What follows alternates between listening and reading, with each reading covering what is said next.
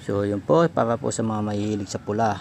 So ito po, red color po yung gagamitin po natin kulay po dito.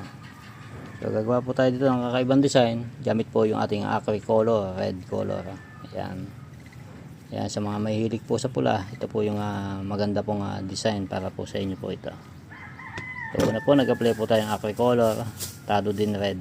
So gagamit lang din po tayo ng cellophane sa ating gagawing design. So ilalapat lang po natin yung ating cellophane at tatapik-tapikin lang po natin para po makagawa po tayo ng kakaiba pong design sa ating aqua color.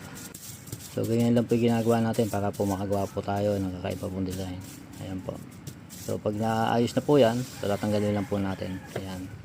So patutuyuin lang po natin yan, at pagkatuyo po yan, applyan po natin yan ng sanding sealer. At pwede po natin itapot yan ng K92 or clear gloss lacquer. Ayan. So ganyan po yung ating ginagawa para po mas tumibay yung ating ginagawang design. So ilalak po natin ng sanding sealer at itatapot po natin ng K92 or polyurethane clear top coat. So ayan po, ganyan po yung ating red color.